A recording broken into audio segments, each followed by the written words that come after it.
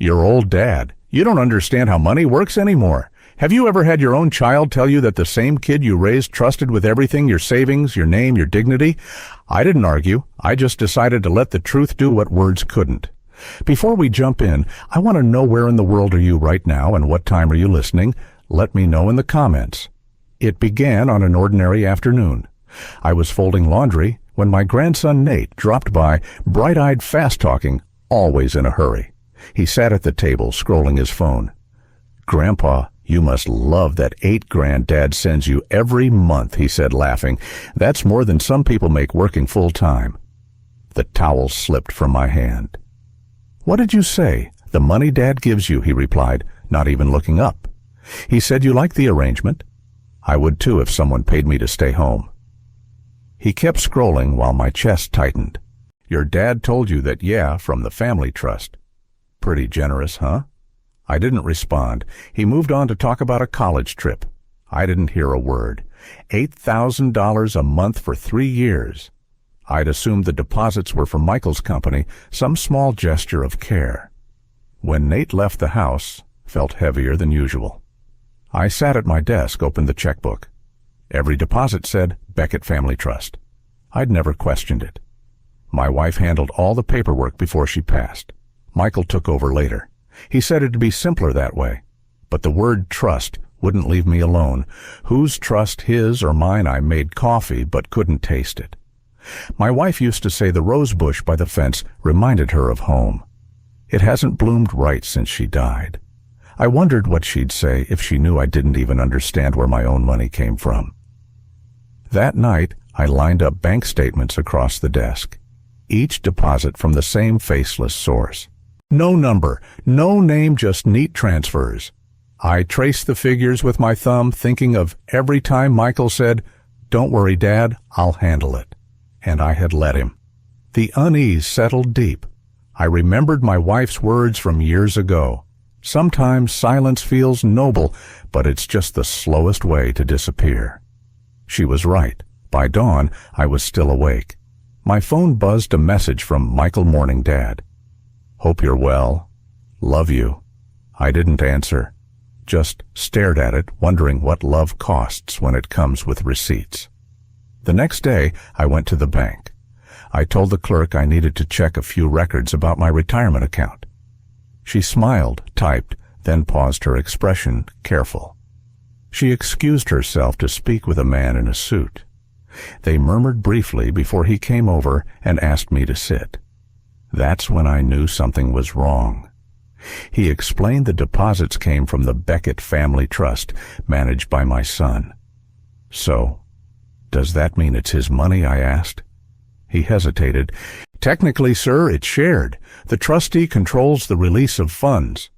I nodded, pretending to understand, though the word trustee pressed heavier than it should. Walking home, I passed the bakery where Ellen used to buy muffins. The smell carried her name for a second, then let it go. She'd handled everything, bills, taxes, the forms I never read. "Let me do it," she'd say. "You just fix the faucet." I'd been happy to. Now I wished I'd read every line. The wind pushed through my coat as I crossed the street. The word control stuck in my head, how it disappears without sound when someone takes it from you. At home, the phone rang. Michael. His tone had that polite calm he used when half listening. "Hey, Dad, I got your text about the bank. Don't worry, it's complicated. I just wanted to understand." "I'm handling it," he said quickly. "It's for your protection." "Trust me." I heard typing in the background. He asked if I was good. I said yes. He ended the call with a promise to check in later. I knew he wouldn't. I stayed at the kitchen table, the clock ticking too loud. It wasn't anger, just a slow recognition that something steady in me had started to break. Claire dropped by with the mail that afternoon, still sharp in her gray jacket. One glance, and she asked, "You look like you've seen a ghost." I saw a trust statement. That made her sit down. I told her what I'd learned. She listened without interrupting. "Then, Did you ever sign over authority to him? I don't remember. After Ellen died, he managed everything. I thought he was just organizing.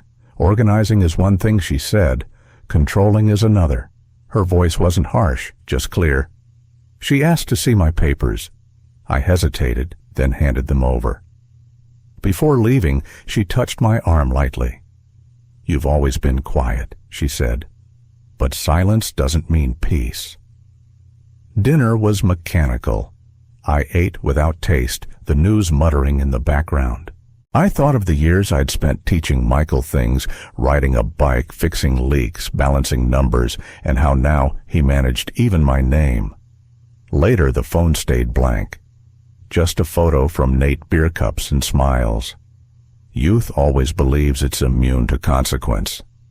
I typed, "Hope you're well," then deleted it. The house dimmed. I opened the old photo album Michael at graduation beside Ellen. Her smile looked certain, his already distant.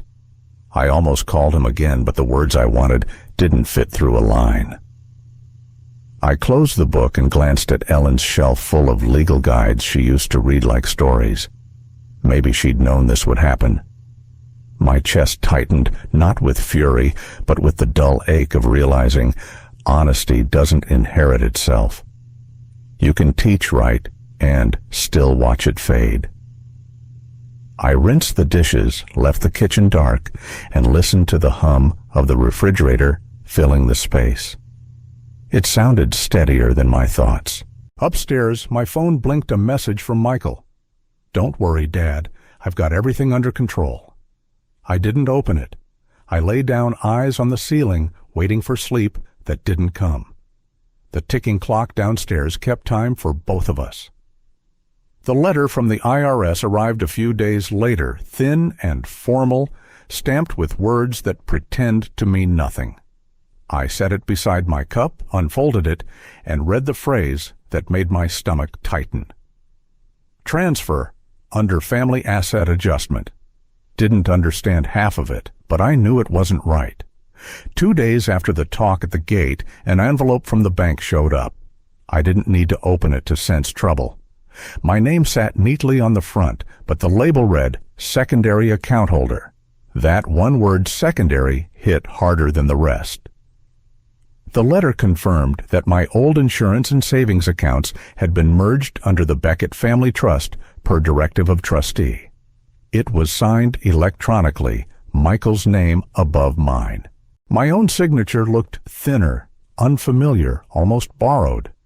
I held the paper longer than I should have, tracing the faded edge where the ink bled a little. The air in the room felt heavier, or maybe it was just me realizing how much had already slipped away. The language of the letter was clean and polite, written to sound harmless, streamlined management, consolidated access, authorized restructure. Every word made it sound like convenience instead of theft.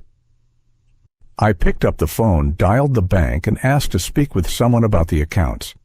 The representative kept using phrases like authorization file and digital verification. When I asked for the original forms, she said they were unavailable due to electronic transfer protocols. Her tone stayed smooth professional, like she'd practiced disappointment as part of her job. When the call ended, I sat still, the letter open on the table. Claire's binder lay nearby, half full of papers that had once meant security. Now they just proved how easy it was to lose something without ever signing it away. I called her next. "The bank confirmed it," I said. "Everything's under Michael's directive." She exhaled. "I figured as much. We'll need to prove your signature was used without consent. I'll reach out to a contact at the registry." "Would that even help? It's a start," she said. "But it might get messy." Her words landed like truth always does, plain, heavy, irreversible. After we hung up, I went to the desk, opened the top drawer, and took out the old folder from the night before. The papers rustled as I turned the pages. Each one was proof that somewhere along the way I'd stopped paying attention. A knock at the door startled me. It was the mail carrier again, holding another envelope, smaller, handwritten. "This came in late," he said before heading off. It was from Michael. A short letter, No greeting, Dad. Please stop involving outsiders. You're only making things worse for yourself. I folded it, set it beside the bank letter, and pressed my palm against both. They felt the same thin, cold, impersonal. When the phone buzzed again, Michael this time, I let it ring until it stopped. The sound faded into the room. I turned the binder toward me and began marking every date I recognized. The night stretched in small, steady motions, the scrape of a pen, the rustle of paper, the sound of a man reclaiming what was left of his name. Then I called him. The line rang long before he picked up. "Dad, I'm in a meeting," he said. "This came from the bank," I told him. "You moved my insurance into the trust. That's just housekeeping. You're still covered. I didn't sign this form." He exhaled sharply. "You must have forgotten. We handled that months ago. Stop worrying." The letter lay open in front of me, a witness that couldn't lie. "Did you sign my name? I'm not doing this right now." He snapped. "You're tired, Dad. You're overreacting." Then the line went dead. I stared at the phone, unsure if the tremor in my hands came from anger or shame. By midday, 2 men appeared at my door in matching polos with a company logo. One smiled too easily. "Mr. Beckett, we're here to collect archived files from your office. Mr. Michael Beckett asked us to secure sensitive material." The word secure landed wrong. "Do you have paperwork?" I asked. He handed me a form, but I didn't take it. "Tell my son to call me himself," I said, and closed the door. They left without protest. I waited the rest of the day for Michael's call. It never came. The longer the silence stretched, the clearer things became. He wasn't protecting me. That evening I packed the binder and folder into a small suitcase, Ellen's old one, from her book club trips. It still carried a faint trace of her perfume. I caught myself holding my breath before zipping it shut. Claire called. I ran the documents. The bank used digital authorization tied to your email. "If Michael had your password, he could have signed everything himself. He's had it for years. You want me to contact a financial attorney?" "Not yet. I need to understand what I'm dealing with." She didn't argue. Before hanging up, she said, "Be careful. Once people start hiding money, they start hiding other things too." I sat there, thoughts crowding like noise. The trust, the forged signature, the men at my door, each pressed on the same sore spot. I thought of Michael at 16, the car crash, how I'd paid for the repairs and covered for him. He'd said, "Thanks, Dad. I'll make it right someday." Maybe this was what he thought making it right looked like. Later he texted, "Just cleaning up old files. Didn't mean to alarm you. No apology, no mention of the men." I typed, "Next time ask," then erased it. I wasn't ready to start another fight. The next day, I went downtown to the notary office. The clerk helped me request certified copies of the trust filings, smiling the way people do when they think they're helping with something simple. I almost envied that kind of peace. Back home, the garbage bins were pushed closer to the curb. Probably nothing, but I still walked the yard, checking the gate and fence. Once you learn your own child can forge your name, everything starts to look suspicious. Sorted old photo albums while waiting for Claire's call. Michael in his graduation gown, Ellen glowing beside him. I tried to trace when pride had turned into distance. Claire called again. "The lawyer's name is Harris," she said. "He's discreet. He can review everything before we confront Michael." "I'm not ready for court." "You don't have to be," she said. "Just don't let him think you're powerless." Claire's words stayed with me long after the call. She called again at dawn, her tone brisk, deliberate. "I went through part of the trust filing," she said. "There's a missing appendix, a transfer record. I think your son's been moving money in and out for personal investments." I stayed silent until she asked if I was still there. "Yes," I said, though everything beneath me felt unsteady. She mentioned a meeting with an accountant. "Nothing formal yet. You should hear how these cases usually unfold." I agreed, though. Part of me just wanted to stay home and pretend the world hadn't shifted. The accountant Peter met us at a cafe by the river. A tired man, his face carried years of other people's lies. After listening, he nodded. If the trustee's using funds beyond authority, that's breach of fiduciary duty. But family cases are messy. Courts want proof. Proof, I repeated. It's the only language money listens to, he said. His words landed hard. After the meeting, Claire walked with me to the car. You're doing the right thing, she said. Michael's going to fight when he realizes you're not staying silent. I'm not sure I know what silence means anymore. At home, 3 missed calls waited Michael again. Call me back right now. No greeting. I left the phone and stepped into the yard. The grass was high. Ellen would have scolded me. I pulled a few weeds more for motion than for order. The phone buzzed in my pocket. I ignored it. An hour later, gravel crunched in the driveway. Michael's car door slammed and he walked straight in without knocking. Why are you involving Claire? He demanded. She's helping me understand my own finances. He laughed sharp and hollow. Your finances, Dad? Everything's intertwined. You wouldn't even have that money if I hadn't consolidated it. I never asked you to. He ran a hand through his hair. You're letting people twist this. You'll ruin us both if you keep digging. The word us stuck in my chest. Show me the paperwork, I said. He froze, then smiled, thin, deliberate. I don't carry confidential files around, Dad. You'll have to trust me. That's what I've been doing, I said. Look where it got us. His expression darkened. If you drag this into court, you'll destroy your own name. Think before you embarrass yourself. He left as fast as he'd come. The door rattled shut, leaving the house still again. I sank into the chair legs heavy. Whether bluff or truth, his fear had shown. That was something new. Later I told Claire. She crossed her arms jaw tight. He's trying to scare you. That's what people do when they start losing control. I'm not looking for a fight, I said. I know, she answered. That's exactly why you'll have to. Her certainty steadied me. That night I went through the folder again.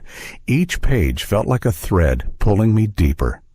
Among the papers, I found a note from Ellen after we'd paid off the mortgage. You've worked too hard to let anyone treat you like you don't matter. I slipped it back into place. The phone lit up Michael again. Don't do anything stupid, Dad. This is bigger than you think. I typed, I understand more than you realize, then saved it in drafts. Wind rattled the pane. I thought of all the years I'd mistaken control for care. Maybe that had been my real blindness, trusting noise that sounded like love. Claire called near 10. Peter found one withdrawal record signed last year. Your name, same forged signature. I didn't answer right away. My thoughts had already begun sorting themselves into steps. You okay? She asked. I'm fine, I said, though my voice didn't sound like mine. By sunrise, I had written down every number Claire mentioned. The kitchen smelled faintly of coffee I didn't drink. I sat with the list until the names blurred, then dialed the first one. The clerk at the county recorder's office sounded young, too cheerful for what I needed. When I asked about property filings, she put me on hold. A thin tune played before she returned. Yes, Mr. Beckett, we have the records, but one property was reassigned to the Beckett Family Trust last year. Do you want a certificate of confirmation? I said yes, though. I didn't know what I'd do with it. My voice felt smaller, as if speaking through water. After hanging up, I opened the window. The street smelled of wet leaves. A mail truck stopped 2 houses down, and I wondered if the driver ever thought about the lives sealed in envelopes, debts, confessions, promises. I put on my coat and walked downtown. Michael's firm sat only a few blocks from Claire's old office.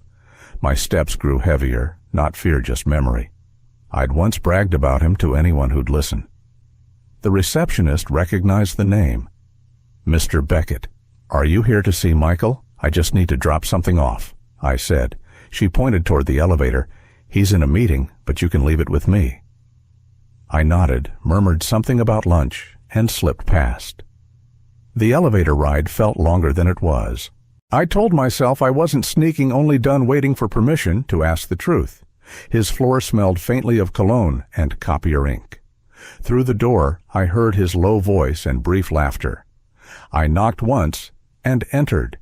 He turned startled before the practiced smile appeared. "Dad." "What are you doing here?" I held up the county letter. "You transferred the lake property." He glanced at his colleague. "Give us a minute," he said, and the man left quickly. When we were alone, he gestured toward a chair. That transfer was just to simplify taxes. "Without telling me, you wouldn't have understood the paperwork," he replied, tone soft but cutting. Something in me broke. You keep saying that I told him, that I don't understand. Maybe not everything, but I know when something's taken. He straightened, irritation sharp in his voice. "You're letting that woman confuse you. I let you do that for years." He froze, then said, "This isn't personal, Dad. It's about responsibility." "No," I said, "it's about ownership and trust." He rubbed his face. "You want me to undo it?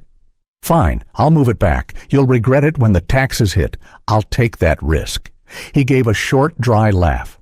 "You're unbelievable."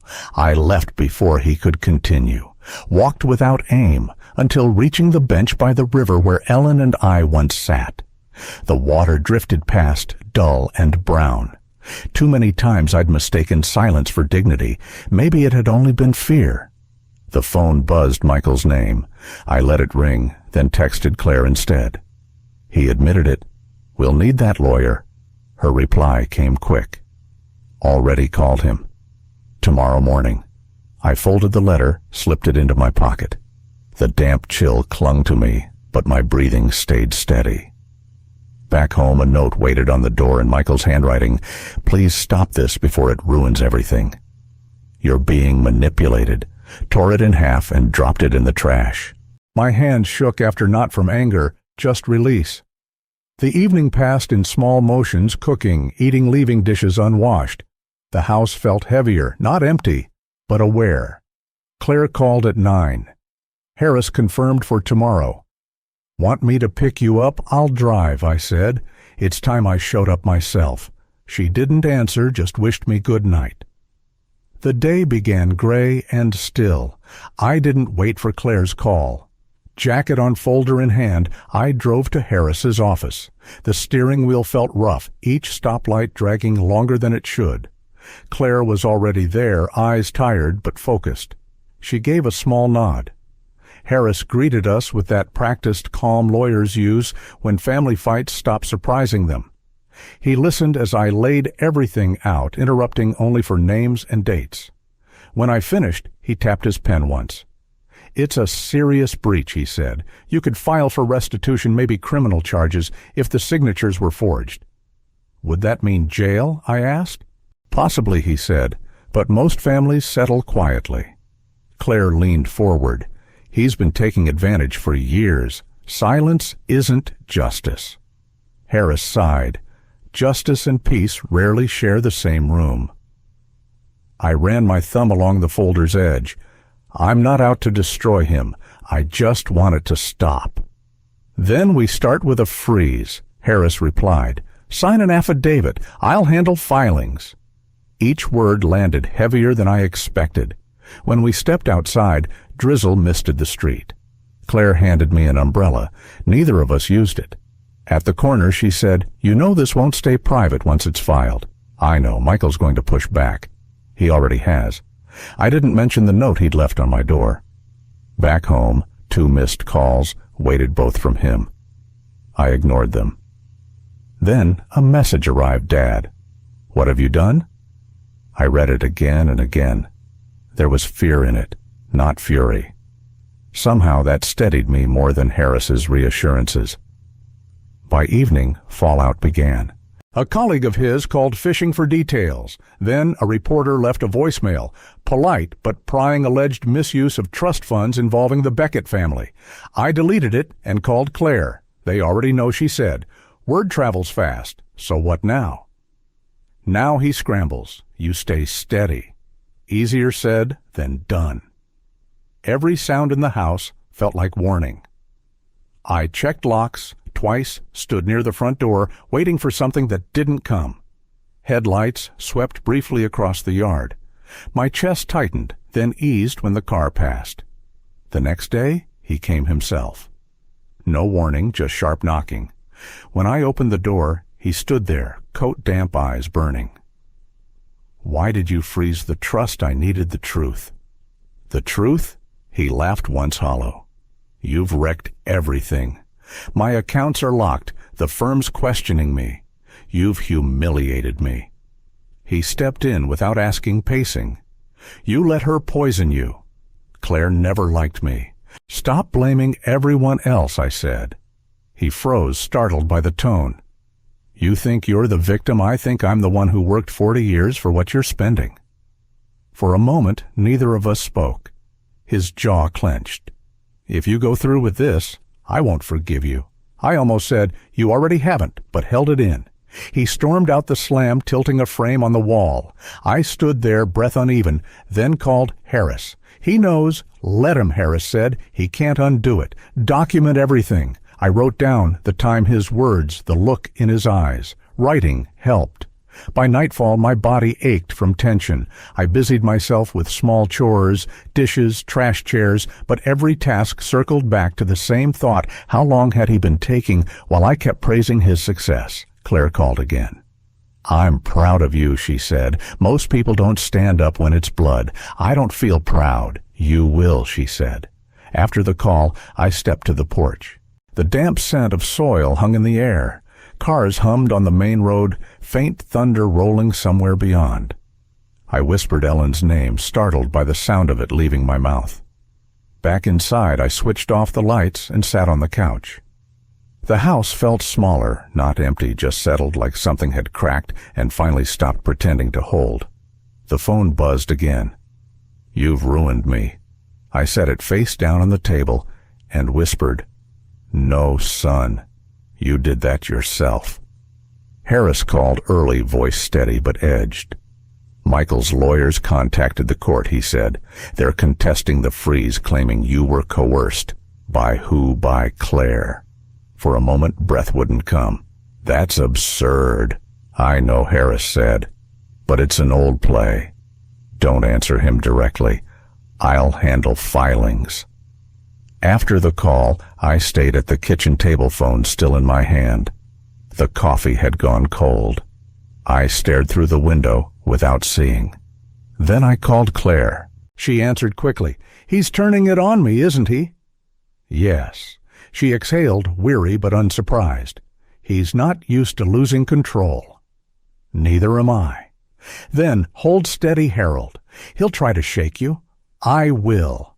By noon, a courier delivered a thick envelope stamped urgent. Legal copies full of phrases like undue influence and mental vulnerability painted me as a man fading at the edges. I didn't know whether to laugh or break something. I stepped out and paced along the narrow path beside the house. Wet grass clung to my shoes. The smell of fuel drifted from the main road. Back in the kitchen, the phone buzzed again. Michael, Dad, we need to stop this before it gets ugly. You're letting her manipulate you. I deleted it and sat down. My hands trembled, so I made a list, gather medical files, signed the affidavit, call Harris. Writing steadied me. That evening, Nate called. He hadn't in weeks. Grandpa, Dad's really upset. He says you're trying to ruin him. I'm not trying to ruin anyone, I said. He said you gave control to some woman. Is that true? There are things he hasn't been honest about. I'm fixing it, Nate. It's not about sides. He paused. I hope you're okay. I will be. Later, Claire came with a stack of documents from Harris. We sat at the table marking pages and margins. She looked up once. You're remarkably calm for someone accused of losing his mind. Maybe I did for a while. She smiled faintly. You're just tired. We read until the words blurred. As she packed up, she said, Tomorrow we'll file these. After that, it's waiting. Never been good at that, I said. You'll learn. After she left, I wandered the house, touching furniture, straightening what didn't need straightening. The space felt both too small and too big. Near midnight, another email arrived. If this goes public, You'll regret it. Think of Nate. Think of Mom's name. Her name. I hadn't seen it from him in years. I stared until the letters lost shape, then shut the laptop and unplugged it. Next day, a small piece appeared in the paper financial dispute within a respected local family. No names, but clear enough. Two neighbors called polite voices, hiding curiosity. I told them I was fine. My own voice sounded far away. When Claire stopped by, she held the paper. "He leaked it," she said. "It's working," I admitted, "but only a little." "Good. Don't let him rewrite the story." Later, I drove to the river. The water moved slow-heavy with debris from last night's storm. A man nearby fished without speaking. We shared the silence easily. I thought about Michael, how distance grows one small decision at a time until it's too wide to cross. The grief of that sat in me, but there was something lighter under it, relief maybe. At home, another envelope waited in the mailbox. "Stop before it's too late. You don't know who you're dealing with." No signature, but I knew the handwriting. I placed it on the counter with the others, each one a piece of evidence. Then I called Claire. "We'll add it to the file," she said. "Every threat counts. Keep breathing. I'm breathing." And I was shallow, uneven, but steady enough. On Wednesday, Harris called. "Michael's filed a counterclaim," he said. "He's accusing you of mismanaging assets before his trusteeship. It's a diversion, but we'll need your responses. Questions about what your mental competence mostly." The words stung harder than I expected. I'd feared many things lately: loss, exposure, loneliness, but not being seen as someone fading. After the call, I sat at the kitchen table where Ellen once balanced her checkbook. I remembered her saying, "Money is just numbers. What ruins people is shame." Back then, I hadn't understood. Now I did. Claire arrived that afternoon with soup and a folder I didn't want. She studied me before speaking. "You're quieter than usual." Silence is all I have left. "You have truth, Harold. Truth doesn't pay lawyers." "No," she said gently, "but it keeps you from disappearing." We reviewed the documents. Each page felt like digging through soil that had already buried too much. My hand cramped from signing. "Do you ever wonder if it's worth it?" I asked.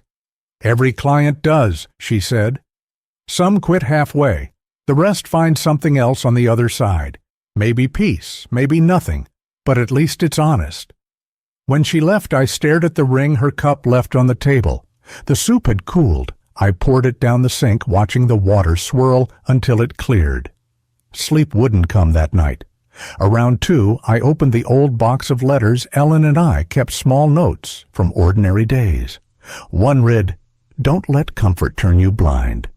I folded it and slipped it into my wallet. In the morning, Michael's voicemail waited.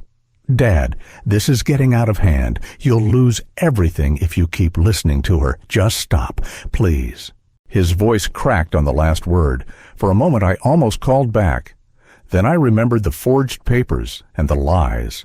Compassion and anger met halfway and went still. Later, I met Harris for deposition prep. The office smelled faintly of dust and coffee. He reviewed questions, memory finances, family. "They'll try to provoke you," he warned.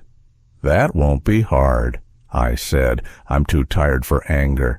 He gave a faint smile. "That might help." On the way home, I stopped at the grocery store. The cashier, tattoos across his hands, asked if I needed a bag. "Hope your day's better than mine," he said as he handed the receipt. I didn't tell him it wasn't. At home, the answering machine blinked. Harris, the accountant, and Michael's wife. Her voice trembled. "Harold, please talk to him. He's not sleeping. He says you hate him. This is killing him. I erased them all." Evening settled. The house creaked as it cooled. I brewed tea, forgot to drink it, and watched the clock crawl past midnight. The phone buzzed Claire's message. "Don't forget our meeting tomorrow. Bring every letter, even the ones that scare you." I typed back. Already done, though. I hadn't decided yet. Monday came early. I dressed in the dim light tie hanging loose around my neck. The house felt small, the clock too loud. Claire arrived on time, composed as always. "Ready?" "No one's ever ready for this," I said, buttoning my jacket. We drove in silence. The courthouse wasn't far, but every light lingered too long. People passed by with coffee and phones, lives still moving. Claire glanced over once, checking I hadn't changed my mind. I hadn't. Harris met us with a stack of folders. "They'll push hard," he warned. "Stay calm. Speak only when asked." I nodded. Words had become too expensive to waste. When Michael walked in, something locked tight in my chest. He looked thinner, worn out. His suit was pressed, but his eyes weren't steady. For a second, pity flickered, then vanished when he looked away. His lawyer and Harris exchanged polite handshakes. The hearing wasn't what I imagined. No speeches, no clear turning point, just questions circling the same wounds. Signatures, transfers, trust terms. Each answer thickened the room. Then Michael's lawyer asked Mr. Beckett, "Isn't it true your father has shown signs of confusion in recent years?" I heard my son inhale before replying, "I've been concerned for him, yes." The word confusion burned slow. It made everything I'd said sound unreliable. Harris objected, but the mark was made. I didn't look at Michael. When my turn came, I said, "I forget where I leave my glasses, not who controls my name." No one spoke. Even the judge paused mid-note. The session ended without closure dates, set papers exchanged. I thanked Harris and stepped into the cold. Claire followed. "You did well," she said. "It doesn't feel like it. It never does the first time." Back home, stillness waited like an old habit. I loosened my tie, poured a glass of water, and sat. A pile of mail leaned against the door frame, bills, notices, letters, thick with my name. I opened one another demand from the firm. I set it aside. Tires crunched on the driveway. Michael's car. He lingered before stepping out, hands in his pockets. I opened the door before he knocked. "You didn't have to come today," he said. "It could have been handled differently. It stopped being easy when you signed my name. You're letting strangers tear us apart. They don't care about this family. Maybe not, but they care about right and wrong." He searched my face for the version of me that still yielded. Finding none, his voice broke. "You're destroying everything Mom built." "I'm not destroying it," I said. "I'm uncovering what you buried." He stiffened. "You'll regret this." Then he left. The car engine sputtered, then faded down the street. I stood in the doorway, legs heavy. It reminded me of that summer after Ellen died, Michael on the roof, hammer in hand, promising we'd always take care of each other. I wondered if he remembered or had turned it into just another transaction. The phone buzzed. "Harris, good work today. Don't engage with him directly." I typed, "Too late," then deleted it. The days blurred, calls, signatures, endless forms. Each began with Harris's updates and ended when the phone stopped ringing. Meals cooled untouched. Sleep came in fragments. Then the headlines broke my name, Michael's, and embezzlement printed bold across the paper. A neighbor left it on my porch. Pity or curiosity, I couldn't tell. I read the first lines twice, then set it down. The phone rang almost immediately. Claire's voice rushed through. It leaked. Someone at the firm handed it over. "Don't answer unknown numbers. I'm fine," I said. "You're not," she replied, gentler now. "Stay home. Let it pass." But it didn't. By afternoon, reporters lined the curb. A sharp knock followed, then another louder. A woman called my name. I stayed still until the sound faded. The house felt smaller, air thick and stale. Later, Michael's voicemail waited. "Dad, they're saying I stole from the trust. You did this. You dragged me down with you. I hope you're proud." I listened, once then deleted it. That night, Claire arrived unannounced with groceries. "You need to eat," she said, unpacking them before I could protest. "I can manage." On what, pickles and black coffee, I gave a faint smile. "That's been enough." She leaned against the counter. "You're allowed to be angry. Anger isn't weakness. I'm past that, I said. It's something else now. Stillness can be dangerous, she murmured. We cooked together without talking much.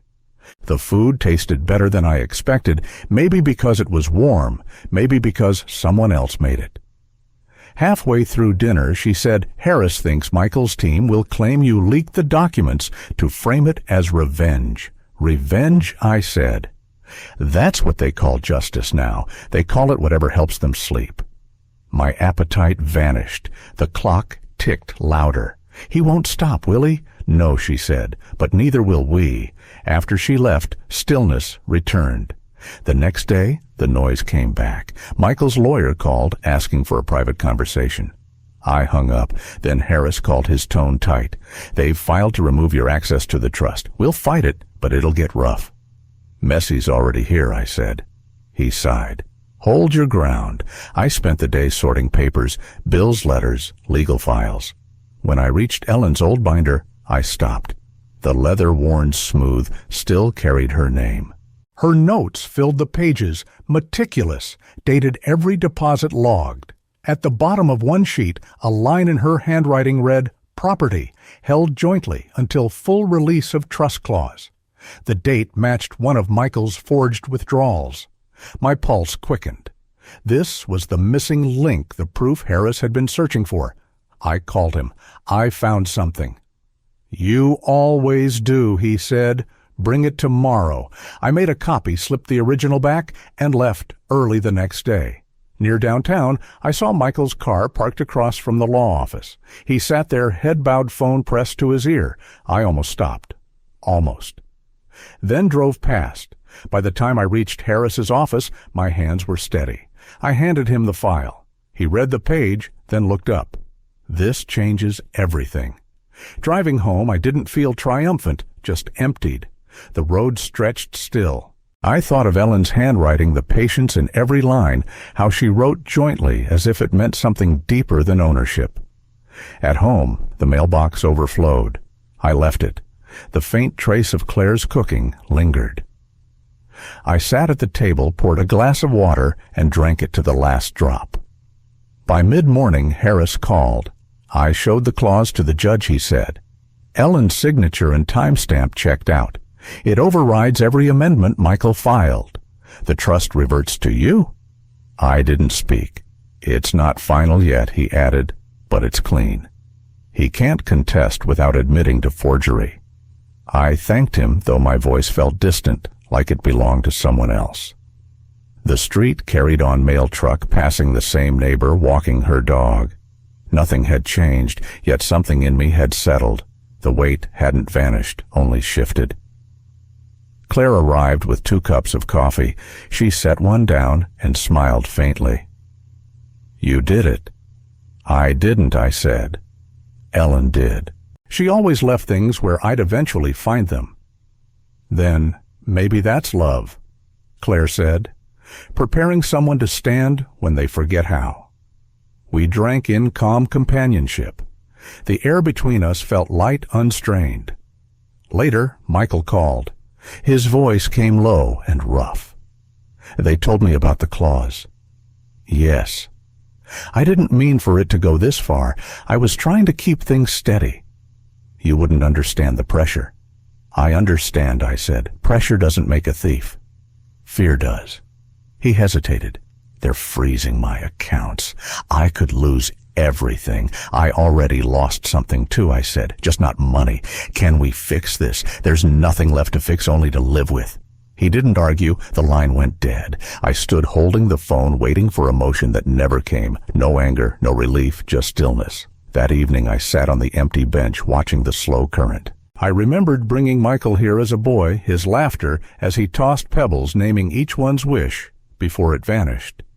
I tried to recall the last time he'd smiled like that. Maybe decades. Later, Claire called. Harris said Michael skipped his meeting. He'll show up somewhere, I said. People like him just move their chaos around. Are you okay? I think so. I'm not waiting for an apology anymore. That sounds like peace. Maybe, or maybe it's just the absence of noise. After we hung up, I sat by the open window, listening to the hum of the streetlights. The scent of damp soil drifted in. I stayed there doing nothing, no plans, no anger, just being. Before bed, I placed the binder on the shelf, Ellen's note beside it. Remember what's real and what's noise. Her handwriting looked smaller now, but steady. I turned off the lamp. The stillness wrapped around me, like something earned. When light crept through the window, I made coffee fetch the paper and found a thin envelope from Harris. The letter confirmed it, the trust reinstated assets, restored. No apology, no fanfare, just closure, in clean lines. I folded it neatly, slipped it beside Ellen's old receipts, and went to the porch.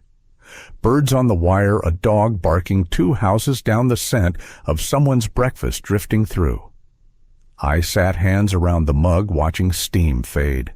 No celebration, no sudden relief, just the slow understanding that I'd made it through. Anger had burned out, leaving room for something steadier.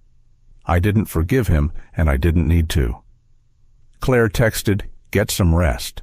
Already doing that, I replied. Days passed without count. News spread, but I stopped caring who knew. Harris said the ruling would go public soon. There was nothing left for me to do. I filled the hours with small routines, watering plants, sorting mail, reading half a page before drifting off. Claire came Thursday with groceries. "It's done," she said. "The court confirmed it this morning. The trust's yours. They're closing his accounts." "I know," I said. Harris called. He sounded lighter. "You should too." "I am, just not the way I thought. That's how relief works," she said, setting 2 mugs on the table. "It doesn't arrive, cheering it, just leaves." She glanced around like she was seeing the house new again. "You'll be all right here. I've been all right a long time." "Not really," she said. "You've been surviving. Maybe there's no difference anymore." Later, we opened a few old boxes, Ellen's labeled folders, family photos bills. I found a picture of Michael at 12, holding a science fair ribbon. I studied it, then slipped it back. "You can keep it out," Claire said. "Not yet." She nodded, no questions. By late afternoon, she left, promising to check in next week. Her taillights faded down the street. I made dinner, something simple. The house felt large again, full of a stillness that pressed on the walls. I tried to recall the last time Michael had been here, maybe Thanksgiving 2 years ago. He'd talked about work the whole night. Ellen's chair had already been empty. After washing the dishes, I stepped out to the yard and sat on the small bench near the fence. The neighborhood was still only a dog barking, once a car passing somewhere far off. It struck me that none of this had been about money. It was about being seen again, about proving my silence hadn't been surrender. Years of keeping peace had made me invisible in my own house. I'd mistaken endurance for love. Now I knew love without respect turns into debt that never clears. My phone buzzed. A message from Michael. I signed the transfer papers. "It's over. Hope you're happy." I typed, "I'm not happy, but I'm free," then deleted it. Instead, I sent, "Take care of yourself." He didn't reply. I went back and put water to boil. The kettle hissed and clicked, steady grounding. Claire had left a list on the counter. Call accountant. Close temporary account. Schedule checkup. Her handwriting was neat and sure. The list didn't feel heavy anymore. I sat with my tea and sorted the last stack of envelopes. Confirmations, closures, reassigned accounts. Each one went neatly into a drawer. At the bottom was an old postcard, Yellowstone, the geyser mid-spray. Ellen's handwriting on the back, "We made it." I set it beside my cup and smiled. A text from Claire arrived, "Get out of the house tomorrow. Somewhere not tied to all this. Maybe the river I wrote. Perfect. You could use some space." Harris called with the final notice. "Everything's complete, Harold," he said. "The transfer's done. The accounts are under your name alone. No pending disputes." I thanked him. He paused, maybe expecting more, but there wasn't anything left to say. After hanging up, I stood still, hand on the receiver, listening to the faint hum of the line. It felt strange knowing it was over, not triumph, just the slow close of a long chapter.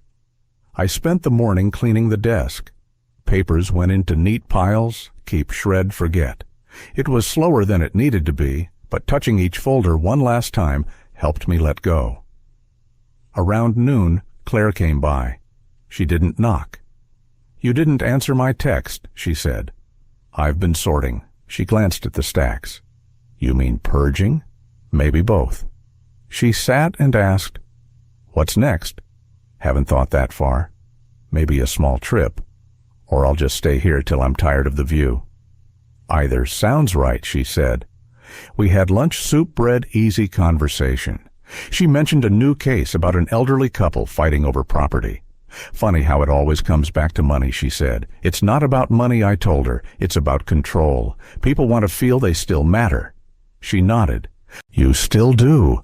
I think I've said enough for one lifetime." When she left, the house felt steady. I watched her car fade down the road, then grabbed my coat and stepped out. The sky was gray, the wind carrying a trace of pine. I walked without aim, letting my steps find their own rhythm. The streets were still. Wind chimes clattered softly. The old bakery on the corner was open, same crooked sign hanging over the door. I hadn't been there since before Ellen died. The bell jingled as I entered. The woman behind the counter smiled. "Haven't seen you in a while." "Been busy," I said, "and tired. Well, tired people deserve pie. Sit. I'll bring you a slice." I didn't argue. The apple and cinnamon filled the space when she set the plate down. I ate slowly, not thinking of much at all.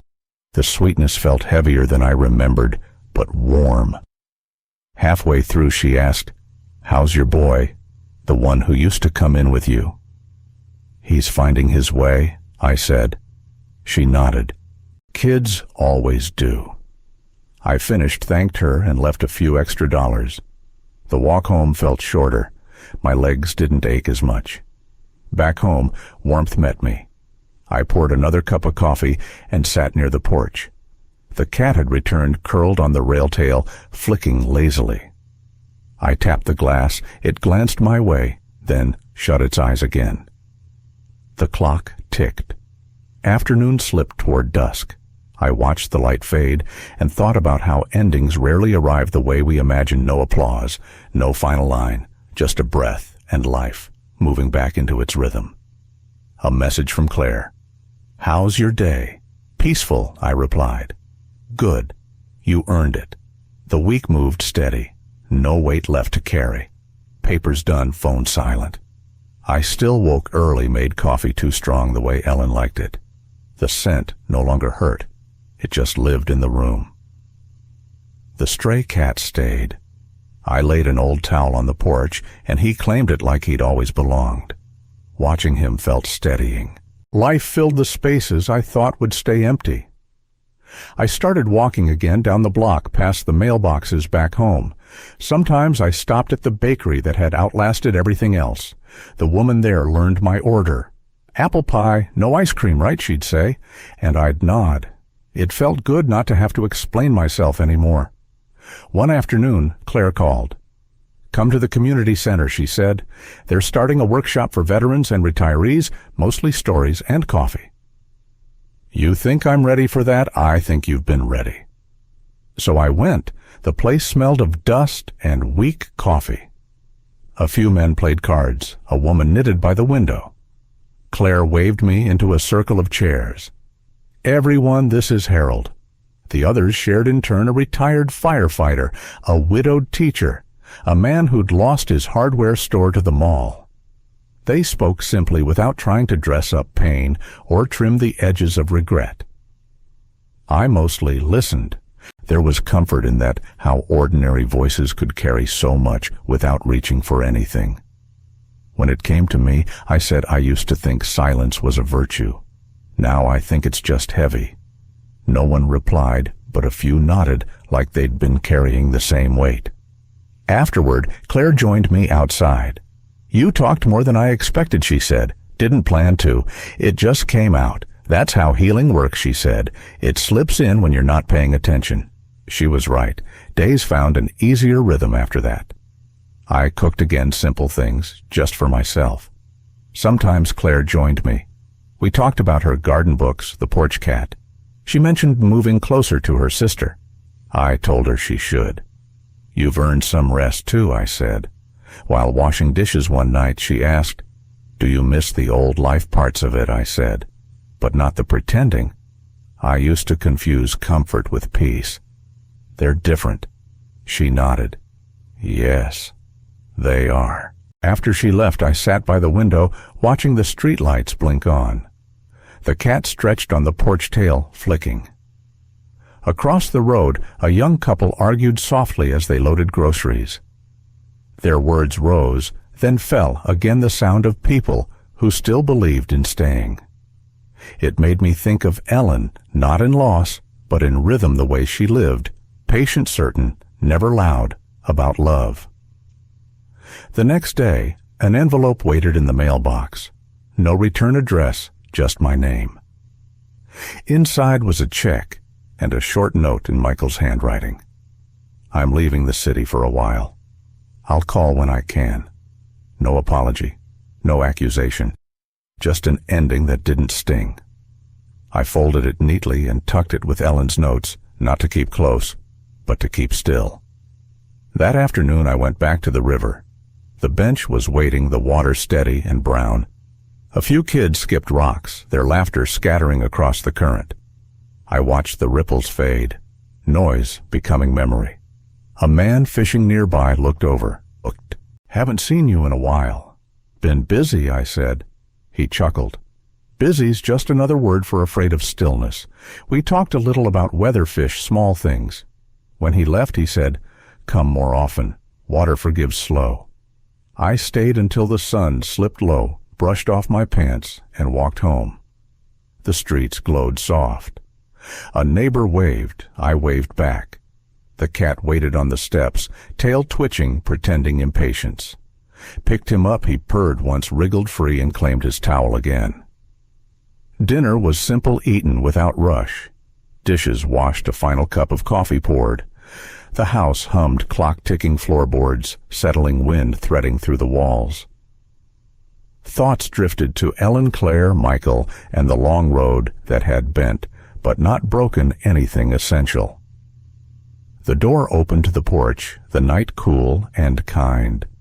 Somewhere in the distance, a train moved through town, low and steady, carrying strangers toward whatever waited next. Listened until it passed, then stepped back in, leaving the door ajar for the cat. The house breathed softly alive in its small, steady way.